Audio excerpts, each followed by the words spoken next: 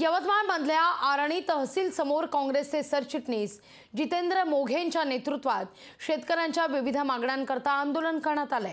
शेतकरी ज्या प्रकारे शेतात शेतपिकाची जागरण करून सुरक्षा करतात त्याचप्रमाणे प्रशासनाला जाग करण्याकरता काँग्रेसकडून अनोखं आंदोलन करण्यात आलं।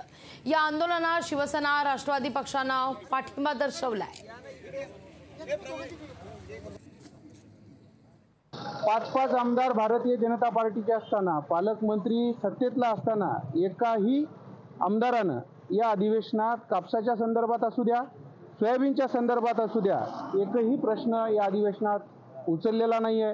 यांना शेतकऱ्यांबद्दल किती आस्था आहे हे यावरून दिसून येतं। या सगळ्या गोष्टीचा निषेध म्हणून आम्ही सगळेजण या आंदोलनात सहभागी झालो। हे शासन जे आहे या जिल्ह्याकडे दुर्लक्ष करत आहे आणि यांची समस्या जी आहे यांना गांभीर्याने न घेता कुठेतरी जे स्टेटमेंट येतात ते कुठेतरी दिशाभूल करणारे स्टेटमेंट राज्य सरकारकडून येतात आणि जेणेकरून या जिल्ह्याचे जे महत्त्वाचे विषय आहे त्यांच्याकडून बगल देण्यात येण्याचा प्रयत्न दिसत आहे। आज जी परिस्थिती आहे, दुष्काळग्रस्त जाहीर करा म्हणून विषय आहे, पीक विम्याचे विषय आहे, 2-2 आणि 4-4 रुपयाचे पीक विमाचे चेक मिळतात।